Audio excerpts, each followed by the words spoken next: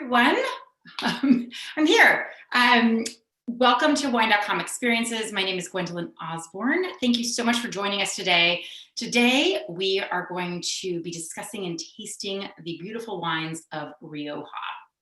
And I'm really excited about this because we're going to be tasting 3 unique wines from the different subregions of Rioja. And there is no better time to do this, to celebrate the unique and glorious and elegant grape Tempranillo than today, which is International Tempranillo Day. If you were able to purchase the wines ahead of time from Wine.com, fantastic. Please go ahead, get them into some glasses. It's perfect to have all 3 poured at the same time. This is the kind of tasting where tasting the wines next to each other to be able to compare and contrast is really ideal. So please go ahead and do that now, because they also will open up a little bit by the time we start tasting them. The 3 wines that we are tasting are in order, are the Bodega Ontinon Crianza, the Marc Riscal Rioja Reserva, and the La Rioja Alta Vina Arana Rioja Gran Reserva. So these are the 3. This is the order. We're going Crianza, Reserva, and Gran Reserva. So super excited to be tasting all 3 of these together. And of course, as always, we have wonderful guests to walk us through these 3 wines. From Bodega Ontinon, we have CEO and family owner Raquel Perez Cuevas. And from Marc Riscal, we have Jose Luis Guerrero. And representing La Rioja Alta, we have chairman and owner Guillermo Aranzabal. Did I do that okay? They'll have to tell me. Aranzabal. I love everybody's names. Welcome to you all. Thank you so much for being here, taking the time to stay up a little late for some of you and share the stories of your wines and where they're from. So for you at home, we are going to be tasting all 3 wines eventually, but first we're going to talk a little bit about these 3 subregions. So most of you are familiar with Rioja. So Rioja is in Spain. We're going to show you a map of where Rioja is right there. So that's Rioja. It's a small little petite region, but within Rioja, there are 3 distinct subregions within there. And the great thing about this tasting is we have a wine from each of these. So we have for the Bodega Oriental, it's from Rioja Oriental. We have the Riscals from Rioja Alavesa. And of course, La Rioja Alta is from Rioja Alta. So we will be touching on each of these regions, tasting these 3 wines. So that's what makes it super unique. So, so again, go ahead and start tasting. But first, I want to talk a little bit about what makes these regions unique and different. And so Raquel, I'm going to start with you with Rioja Oriental. First, welcome. Thank you for being here. Thank you very much for celebrating with us the Tempranillo Day. Tempranillo Day, yes. Yes, and Rioja is the place to do that, where every day is Tempranillo Day, I imagine. So Rioja Oriental, I think it's the largest subregion of Rioja, but can you tell us a little bit about this area, its terroir, and what kind of stands out? In terms of length, is the second one. I think first is Rioja Alta, but it's very similar. It's 2,000 hectares difference. Rioja Oriental, the name of Oriental comes from the meaning Orient in Spanish, means where the sun burns, the east part. So this is the eastern part of the Rioja area, and has very important, is the nearest to the Mediterranean. So it has a very important of the Mediterranean Sea of Spain, and also I think has a very good influence of the sunlight. Okay, where we are in Rioja Oriental is in a small village called Kel. It's like my name, Raquel, but you take out Ra and then you just let Kel. Okay, so there is a long tradition for the wine there. In the beginning, the wine there was elaborated to give it to the church because there were monasteries around the area, and so the wine of the village was going to give to the church. And the characteristic of the area is that it's having this Mediterranean influence and the sunlight, but where the vineyards are far away from the river, starting in the mountains in Sierra de Yerga. So it's a very unique. Maybe Rioja Oriental is the less known area of Rioja, I think, but there are new generations and young people that we are trying to say, here we are, and this is what we are doing. I think our wines has fruity characteristic, a lot related with terroir as well, and is very in movement area now. Yes, and we will, when we taste your wine, we will definitely talk about that, because I know you have there's elevation to be considered and a lot of other things you're doing there to really take advantage of what you can get in this region. So we will talk about that when we get to your wine. So thank you.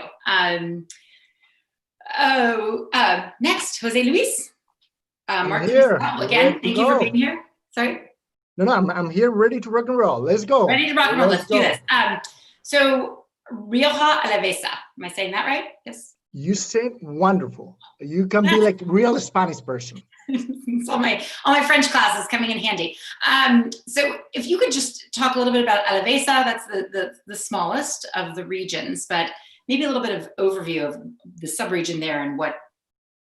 Okay, perfect. First of all, I want to say thank you to everybody. Thank you everybody to be here and to enjoy this wonderful wine seminar. And I would love to bring like a piece of my country, of the wonderful country we have in Spain, to you in bottle of wines, because why not art? So we'll take a plane, we'll travel to USA, to Spain, and then in the middle of Spain, we're going north to Rioja. My winery is located in Rioja Alavesa, so it's north to the Ebre River. We're a little tiny place, so it's the smaller of the three Riojas, but we call us like a miracle. Why, you say? Because we're surrounded by, first, Sierra de Cantabria in the north, protect us from all the cold winter, and by Sierra Toloño on the south that protects us for the hot. So we are in a valley, in a perfect spot to grow the grape Tempranillo, who is the main grape of Rioja. And people have to know, and this is one of the key, why the name of the grape is Tempranillo, because probably people doesn't know that. So it's Tempranillo because the harvest, Tempranillo means early. So the harvest of that grape is early like the other different grapes like they are. So that's why it's called Tempranillo. So now the people in their houses, they know what to talk with the girlfriend, with the family, says, I know another thing why is the name is Tempranillo. So we are in a little valley, as I say. We have about 13,000 hectares. And of course, the main grape over there is about 75% are Tempranillo, and the rest you have Graciana and Mazuelo, like you use to give more structure or more color to the wine. So, and that's it. We are located, we are like the oldest one over there. Mm-hmm. We were born in 1858, wonderful years. I remember those years, was wonderful. Yeah, you're looking fantastic, by the way. You know why? Because I drink Tempranillo. That's the key of longevity, to look like that. Exactly. Fantastic. Okay. Well, thank you. And we'll talk about that history when we taste your wine as well. So finally, it's Alta. Guillermo, again, thank you so much for being here as well. I'm appreciating your time. But maybe you can give us a little overview of Alta and Haro, which is where you're located. Correct. Well, thank you very much for inviting us to this wonderful Tempranillo day, Tempranillo tasting. Rioja Alta is the western part of Rioja. It accounts for more or less 40% of the total DO. As Raquel said, it's more or less the same size as Rioja Baja. The altitude is higher. We are at 1,800 meters over sea level, and we are quite close to the Atlantic Ocean. I think in a straight line, it should be like 60 miles or something like that. That means that the climate is much more Atlantic, is fresher, we get more rain, much more rain than in Rioja Oriental or even in Rioja Alavesa. And the temperature is a little bit cooler than in Rioja Oriental.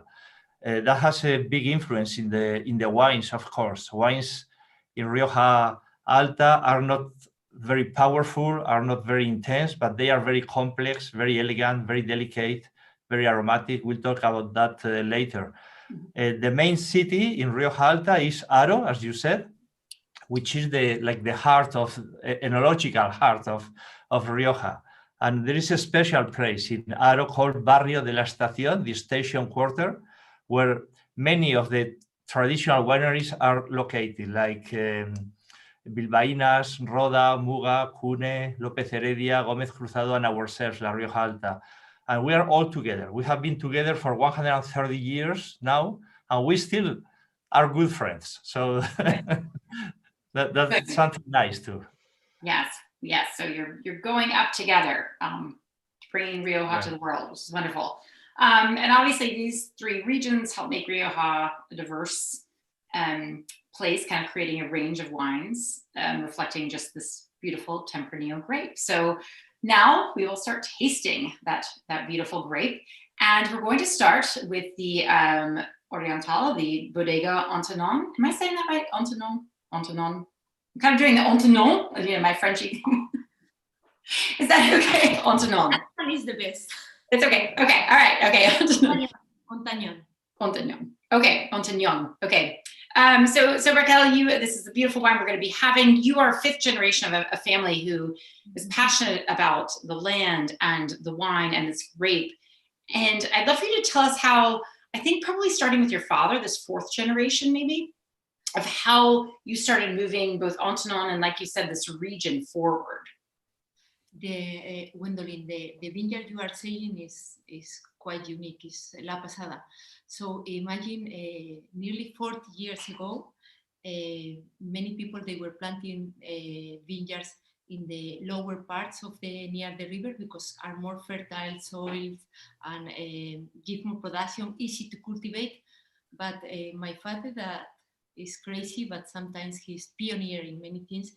He planted that vineyard, La Pasada, at 800 meter high, is 2,600 feet high, and in a unique place.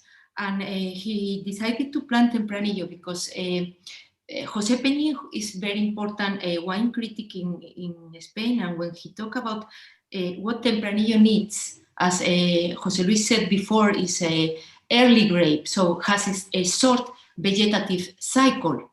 So if you have it in high altitude, if you have sun, because it needs sun, a certain exposure of sun is very, very important to him.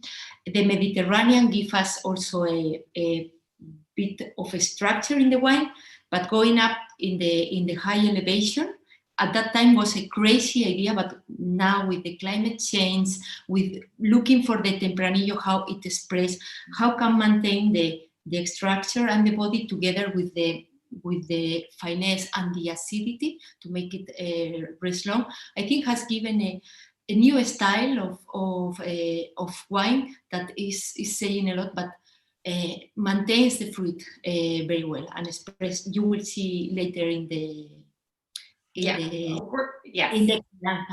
It was crazy at that time, but it was also very crazy. Both families that we are here, the three of us, the three wineries, we own and we cultivate land. That for me is very important, being a winery.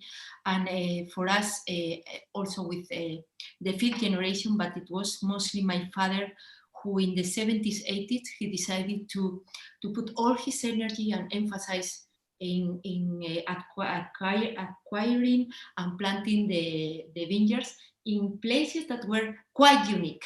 So I think this now we are happy and lucky enough that we have a heritage of a median of 30, 40 years old vineyards that are giving a lot of the dream that we were having before, and we have it now. Wonderful. So I want to taste this wine. So this is, well, first, actually, I wanted to ask all of you this. What do you, and you don't have to go on forever, but what do you love about Tempranillo? Can I go? No, okay. Yes, that's you. No, just while we taste the wine. So just for you, Raquel, first, yeah. And then while we taste your wine, I'm going to have you do it before we taste everybody's wine. It may sound normal, but Tempranillo is Rioja. Gwendolyn, a bit of a story about Rioja is before phylloxera in Rioja, there were more than 70 different varieties. But at that time, in the 19th century, Rioja was also known because of the quality of one grape that was called Tempranillo. So even if there were 70 varieties, was Tempranillo that was given the name for the quality of the wines. And I think the development of the Tempranillo in our area is not a variety that is easy to plant in other places. I think you have some in California, but it's not very spread. And I think it's also a romantic part of the Tempranillo that you cannot find it everywhere. And for me, is the elegance of the wine that Tempranillo is elegance. Yeah. It is elegance. Okay, well, let's taste this crianza. So crianza is the classification that represents aging. And so we'll have 3 different wines that in a different aging process. So crianza, I guess the rule or the regulations require that it must be aged for 2 years and 12 months in a cask or some sort of oak, correct? That's it. So how long, but some wineries do it differently. Was this 12 months in oak and 12 months. 12 months. You can have more. This is the minimum that you can have. Gwendolyn, for all the people seeing us today, we have to say that it's beautiful also how Rioja did in the long time ago. Some of the wineries here are members of this thing. Is in Rioja we keep the wines in the cellar till they are prepared to be drunk. So there are wines that stay 12 years in the cellar, and so the aging process is also different from Crianza, Reserva, Gran Reserva. What we try to find in those wines is also different. What you try to find in Crianza, in Reserva, and Gran Reserva. For us, what we try to find in the Crianza is, for us, is fundamental. We don't do it 100% Tempranillo. We add another variety that is very important in our area that is called Garnacha. Mm-hmm. Now everybody is very in fashion with Garnacha, and we have to say that in terms of Garnacha we also have very old vines that combines very good for the Tempranillo with the aging process. Okay, so we have this combination, and Crianza is for us is fundamental. It comes always from the same vineyards, and what changes is different year after year depending on the weather. Okay.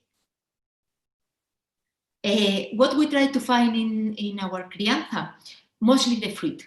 There is the oak, there is 12 months in oak, but we don't want to have it over oak. We want to express the nature that is behind it, the fruit that is ripened and goes to the origin, to the vineyard. I have to say one thing, Gwendolyn. Yes. The Crianza, our Crianza, the 2016 was selected as best Spanish wine in the US by the US Sommeliers Awards. And we are, all the family, we are very, very happy about this, because how they do it is sommeliers from bar, restaurants, wine shops, clubs. They make a blind tasting, mm-hmm. And they are asked 2 questions. First question, would you buy that wine for your restaurant? Then you have to say yes, no. Second question, do you think your client will take another glass? So it's an award that is not very normal. Then they say, could you guess what is the price of this wine? And then you say, and then there is the final tasting that is done knowing the prices. And in Spain, we are super, super happy for the winery, and has been this year, Yes.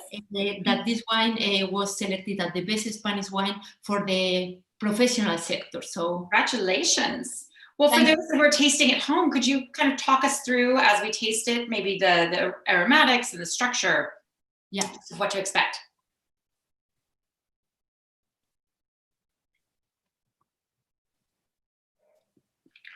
For me, in the nose is fruity with very soft spices, okay, and the oak is very well integrated. It's not too much oak in there.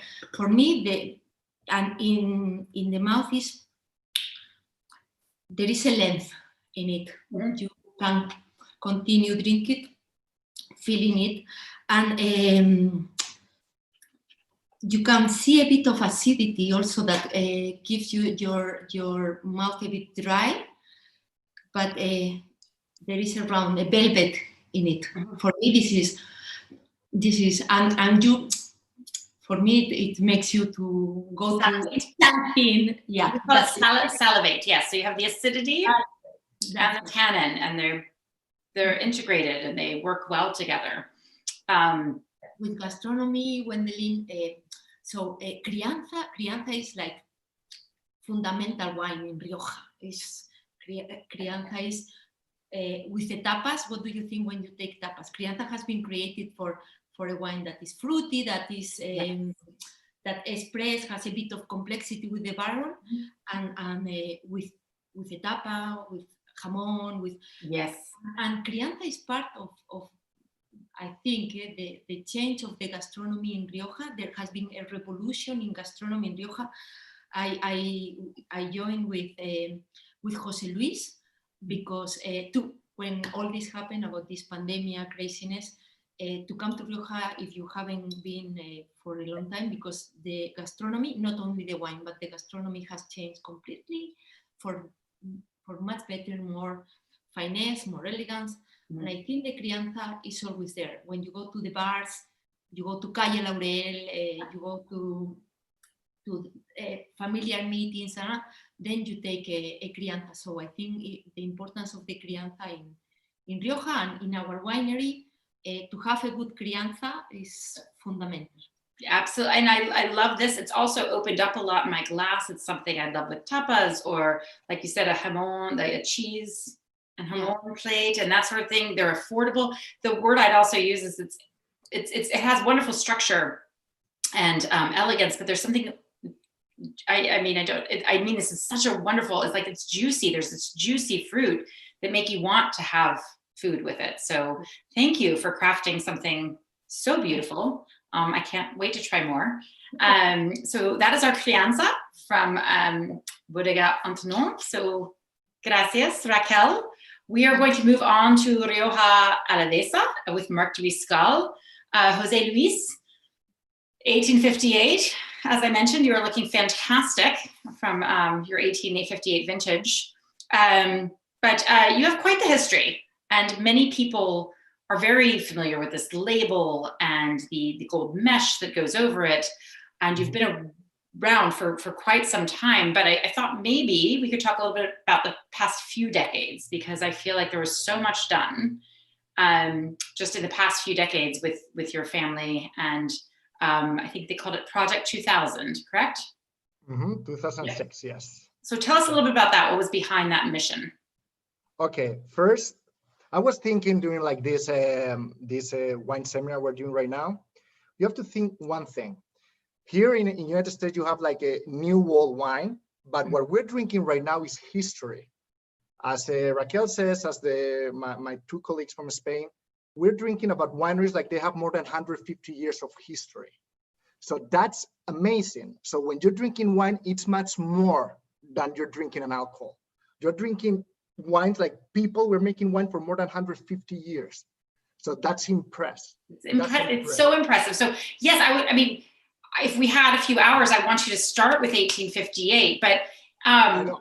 So I was just kind of, what are some of the important parts to you, maybe, rather than not just, if you don't want to just focus on the last 20 years, if, what is meaningful to you of where you are today within that hundreds of years old? Marqués de Riscal, I'm going to be fast. Don't worry. I know like we don't have time. Yes, you do this. I know you're good at this. I know, I'm good. So Marqués de Riscal is all about tradition, but also it's all about going one step forward. That's mean we're built in 2006, and that's one of the piece of art. If you can put like on the screen, we built like we call the city of wine. Yes. It was built that wonderful. It's not my house. I hope one day can be my house, but not right now. So that place like you see over there is a wonderful hotel made by a great architect. It's called Frank Gehry, who is from Canada. So if you're into the architect world, most of those people probably they know who's Frank Gehry. Look at that. That's spectacular.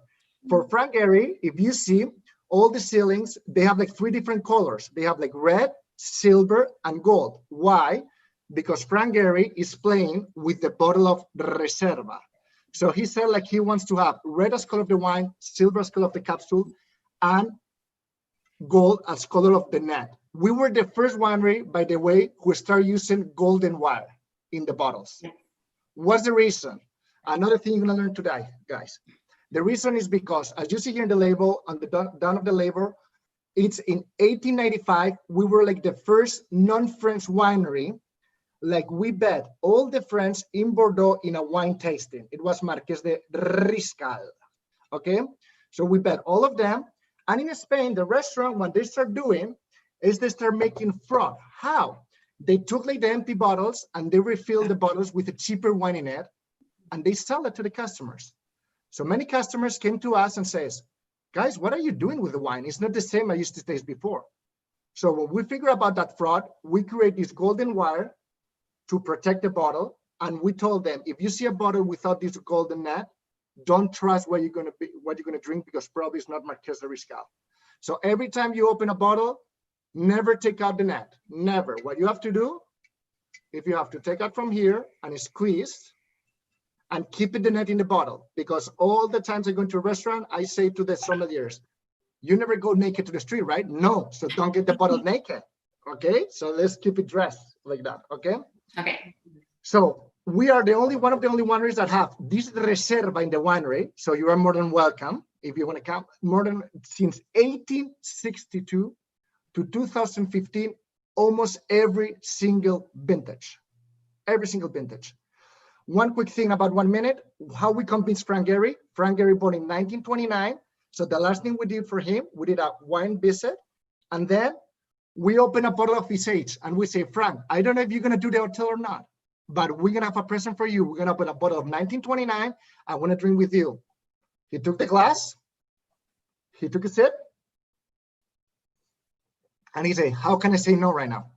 How can I say no? You're really convinced. So he created that wonderful hotel with one Michelin star restaurant. Like that's really impressive. And we have a wonderful spa with massage with grapes. It's all amazing. It's fantastic. So it's a full experience. You can go there and sleep inside the winery. It's been on my list.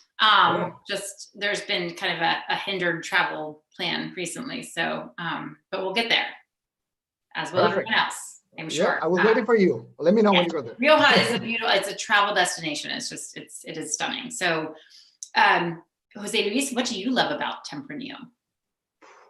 What I like about Tempranillo, it's like the winemaker, he said, it's all about finesse and the elegance of the grape. Also, how versatile is the grape. It can go with a lot of kind of food. It's a one like you can have in any time of the day. So it's really versatile, really elegant, and you have all the finesse. It's fantastic. Doesn't have that acidity, not much tannins, great to drink, and everybody love it. That's what I like about that. How easy is to drink. I see you drinking the wine and say, wow. I mean, every time a smile in your face. That's what I like about Tempranillo. Every time you drink, put a smile on your face. It's a happy wine. It is a happy wine. Exactly. That's it. Easy as that. And this one we're tasting is from Alavesa, and it's Rioja Reserva, which by law means it's to be aged 3 years and minimum of 12 months in a cask or oak, and 2 in the bottle. But people after that, you make your own choices. How long was this one aged? Okay, so this one is aging like around 12 and 2 years in the bottle. So it's 12 months in the barrel. So at least 3 years, okay? And I want to say that also, we were the first winery who start aging the wine in the bottle. Because back in the days, what they want the wineries is everybody, money. So they produce the wine, they want to sell it. So when we start aging the wine in the bottle, we start seeing, oh my God, the wine is tasting different, it's better, it's more elegant, it's more rounded, it's more full in your mouth. I want that. So we were the first winery who started doing that. So what we're drinking right now here, it's our flagship Reserva, okay? Like this one we're making since 1862, as I said. So when you see this wine, what kind of color you see? Tell me. I like to taste with everybody. I see a medium. It's ruby going toward garnet. Exactly, and it's cherry color. Sure, yeah. Cherry color, ruby color, a bit dark. So it's almost full body. It's medium body. It's not full body. So when I say it's like when you drink it, oh, I like it. You have in the nose all the black pepper. You have also all the red fruit on the wine. You have a touch of cinnamon. It's phenomenal. And you don't have that acidity, that much acidity. It's just perfect. It's all about what the winemaker says. It's elegance, finesse. That's what we're looking for. That's why all the three wineries here, we're looking for that, for finesse, for elegance, and for make people happy. The most important. It's just very well integrated and balanced, which I also love, but it has that fruit. It has the cherry and the blackberry and maybe some plum and that little spice, and it just all is together as you taste it. Exactly. And, sorry to interrupt. And what I like about it's beautiful. And what I like about wine is like probably people, I don't know how many people they're drinking the wine right now, but probably what I love about wine is like my palate is different as your palate and different about all palates. So probably I can find like some different notes in the wine, like you're not allowed to find, and you find different notes like I'm not allowed to find. So probably people says, no, for me it's tasting like that, for me like that. And that's wonderful. Like there is no a perfect wine, there is like wines for everybody. And that's what I like it.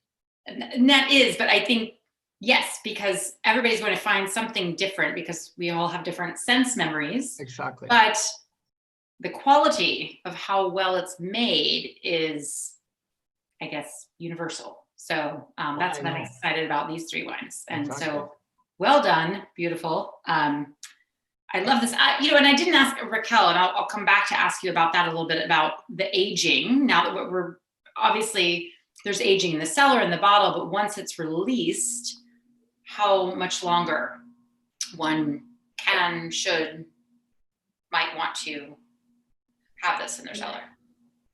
Me? Yes, Raquel, I'm sorry, Raquel, do you want to just quickly come in with that on the crianza? For the crianza, the thing is, not all the crianzas, but what I think about our crianza, where we were talking before about this acidity that it has in the mouth, is well balanced, but this acidity is the one that is going to make us that, and it's very normal in all our wines because of the high elevation, is that they rest for many years. So 2016, sorry, is in the market now, 2017, but can rest. I have been tasting crianza. No, it's not normal, but maybe for us with 9 years, and they taste perfectly. Yeah, wonderful. Jose Luis? Yes, to share with you a little like a story, like 1 minute. Sorry, I like to talk. So but you know what? You are a faster talker than I am, which is really hard to do. So I'm very impressed. So just keep going. I keep going. You say how many years you can keep this wine? 3 years ago, almost about like a 50 master of wines, they came to the winery, like Andrew Carr was one of them, and we did a vertical tasting, and the first wine they taste was 1865. So we taste about more than 100 different vintage. So it was amazing. So, and those wines, like Andrew Carrier says, it's amazing how a wine of 1862, how can it taste like that good? It's amazing. Of course, it's not in the best. And of course, as soon as you open, drinking like that fast, because it's going to get oxidation in a second, because that one been closed for more than 150 years. But imagine, it's a wine, like I say to the people, like, it's a wine like you can buy it, and you have to buy and drink it. But if you're going to keep, you can keep in your cellar, and in 2 years, in 3 years, and if you have, for example, if you have a new kid just right now, and you can buy the bottle of his year, and then drinking when he or she turned 21 years old, and say, listen, I keep a bottle, and it's going to taste fantastic. So the longevity of this wine, amazing. Fantastic, good to know. My last kid was 13, so maybe I'll look for one of those. But so thank you, Jose Luis. It's beautiful wine, delicious. I'm done. So obviously happy wine. Guillermo, hello. So we're going to move into La Rioja Alta.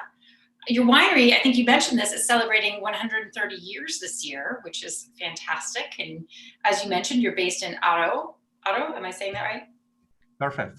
Aro, which is obviously very important to early Rioja. All these wonderful wineries are there who helped kind of bring the Rioja industry to the world. How have you seen this region, obviously been there for a while, seeing the changes evolving since those days? What are kind of some of the things that have been so important to change there?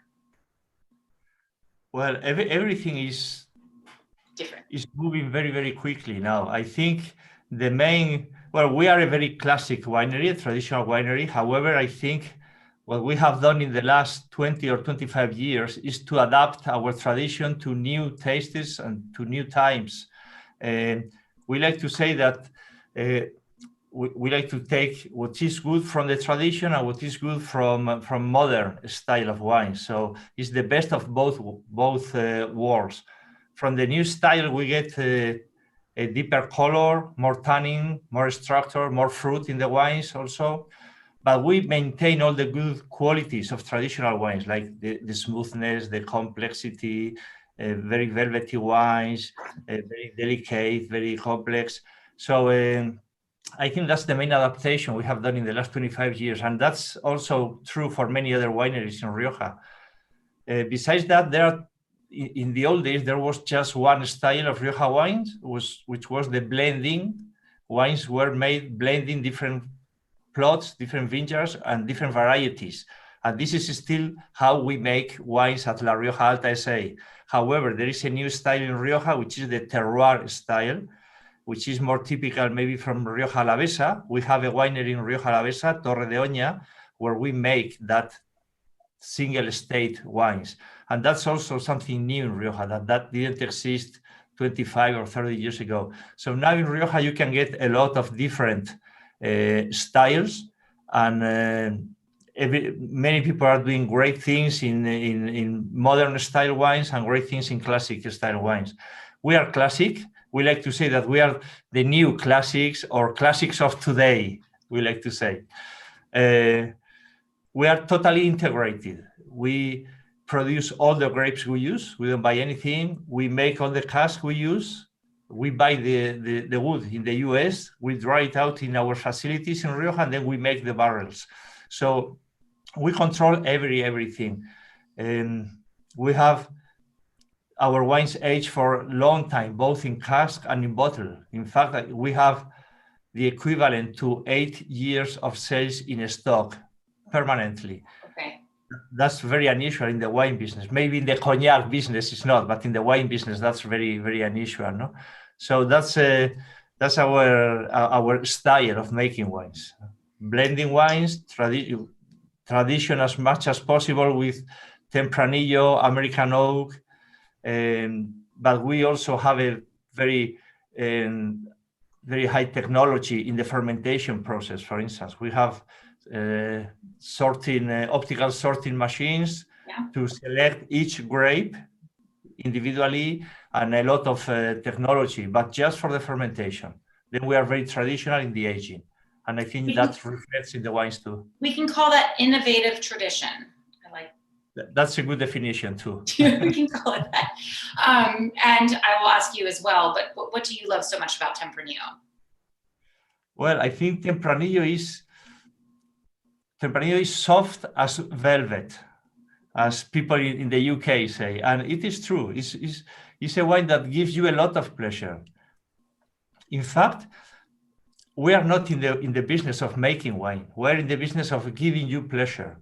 I know there are very few industries who can say that without embarrassment, but the wine business is one of them. And that's our only purpose. So we want to give you pleasure. And I think Tempranillo wines, correctly aged in oak and in bottle, give a lot of pleasure. They are very round wines, very velvety, very smooth.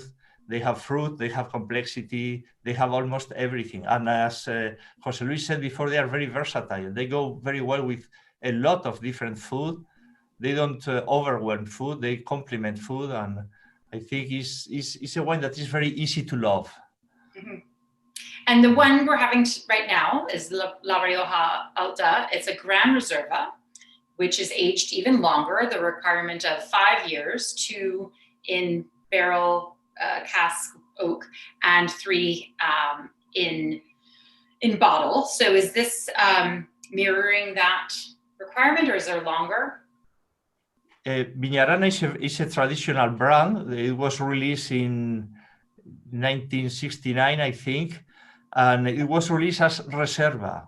But last year, we realized that some vintages of Viñarana, some old vintages behave as great Gran Reservas. So we said, okay, why we don't lower the quantity, the production we make, and we release it only in excellent years and with smaller quantities, and we improve the quality of the wine. So that's what we are doing now. We have just released Viñarana as Gran Reserva. We don't make Reserva anymore.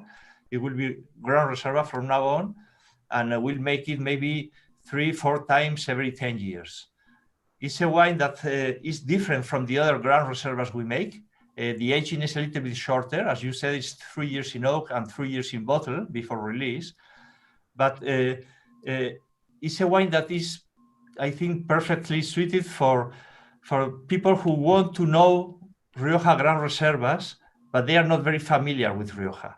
So they can approach Gran Reserva, the Gran Reserva style, through this wine because it's fresher than typical Gran Reservas. It's more vibrant, but it still has all the complexity, all the smoothness, all the delicacy that Gran Reservas are famous for. Yeah, can you tell us a little bit, just what kind of aromas and the structure and the flavors as we taste it that come out in that typical Gran Reserva in this style?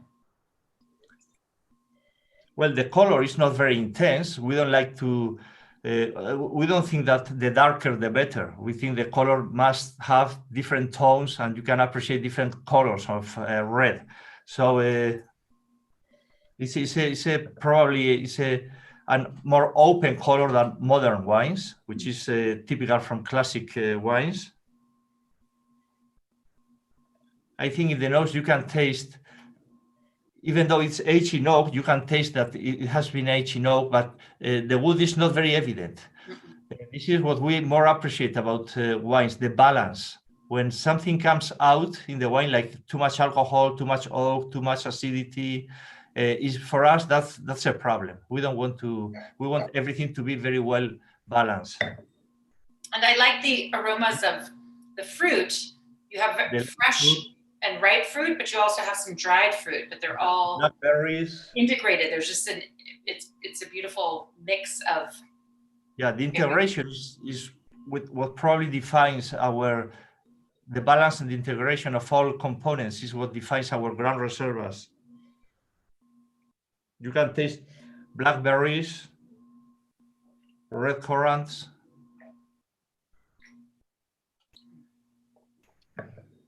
In the mouth, the typical vanilla coming from the American wood too. Some leather coming from a long aging in oak too. Coffee, caramel maybe. Some patisserie like brioche. And very sweet tannins, I guess. This is a smooth. They're smooth. They're supple and smooth. Very smooth. As I said, soft as velvet. So it is in this wine. It's so velvety. It's very It's very well integrated. It's very complex, and it changes a lot. If you open a bottle and you taste it right open, and then 1 hour later, you will see you will see the evolution of everything. I encourage that for if anybody's tasting at home. I actually did that where I opened all three to taste for just to make sure everything was on, and they were good, but they've been sitting here in a glass for at least an hour, and the complexity and the aromas, everything is opened for all three of these wines and just become so. They were beautiful before, but even more evolved and beautiful. And so I think that some air and time is well worth the wait. If it is, yeah. One can absolutely. You have to taste the wine just when you open it, and then 1 hour later. Exactly. In both make sure it's good, and then wait. So right. Yes, I think that maybe we can talk about Tempranillo as requiring, yes, the early part, but it requires patience. Probably both in the vineyard and in the cellar, and then for us as the consumer, both maybe in our cellar and once you pour it in your glass. I think they have all evolved beautifully. So thank you, all of you, so much for coming here with your time to talk about your wineries and Rioja and Rioja. I have a 9-year-old daughter who can roll her R's like crazy. It's fantastic. I should have had her on. But Rioja and these wonderful wines on International Tempranillo Day. Thank you everyone who has joined us. If you weren't able to get the wines, they're still available on Wine.com. I highly recommend it, especially to taste all three side by side. Just let them open up in the glass. For all of you, is there anything else you'd like to add or say? Yes, Jose Luis. That's something. What? So first, thank you for organizing all these wonderful wine seminar. Mm-hmm. And the last thing I want to add is like, we have to drink more wine and more Tempranillo and less water. You know why? Because water keep people separate in oceans, in lakes, so keep people apart. And wine keep people close in, like we are right now in this wine seminar all together drinking wine. So let's have the glass up and drink much more wine. Tempranillo of Rioja. I like the way you Tempranillo, Rioja. Nice. You And look like a also, real. Jose Luis, also, the wine has like 85% water in it, so that's good enough. I know, but don't say too loud. Don't say too loud. Gwendolyn, another thing is you were talking before about the future for Rioja. Yes, the future for Rioja. Yes. So I think it's important. My vision for the future of Rioja is respect, because Rioja is one of the best known wine regions in the world. So I think we have to have a respect for this tradition and what many generations before us have created, respected the legacy and the tradition. But I think there is a movement in Rioja that is doing it very vibrant, that is studied very deeper in diversity of wines, not only in the vineyards, but also in elaboration process. There are new categories of wine that are coming also in Rioja, and there is a movement of research. And this is the nice thing of what is happening in Rioja, is a lot of exploration in different paths, in viticulture, in enology, and I think in legacy of the wines. And so there are exciting moments now for the Rioja, for all the deal. Yes. Guillermo, did you want to add anything to that of the excitement? Like what's exciting you about Rioja? Or anything coming up? No, I think Rioja has a great future, and we need to work a lot in the image of Rioja. Rioja should go from a great value wine to a great wine, period. And be there in the top of international wines, because some Rioja wines are really top quality. Yes. Jose Luis, I see that. I'm totally agree with you. I'm living in Miami, good place to live right now, living in Miami. And when I visit the market, the Spanish people, we have wonderful products like wine, but we don't know how to sell it, and I hear, and when people taste the Rioja and check like how good it is for the value, they're getting love immediately with the wine. But we have to show them that like there is products in Spain, we have a lot of history, a lot of tradition, and we know how to make a wonderful wine for the people. As soon as they know, listen, when they try Tempranillo, they don't want to try anything else. Absolutely. And the highest of the quality, I mean, just like Guillermo was saying, yes, there's a value, but yes, there's also quality. The high quality collectibles. So no, yes, exactly. Not put that aside. But again, thank you all so much. I'm excited just to continue drinking Rioja as I always have. But always excited about sharing it and talking about it and learning more about it. And I appreciate your time and your winemaking. And hopefully we'll do it again soon, possibly in Rioja. Yes, more than welcome. More than welcome. Thank you. Gracias. Salud. Salud.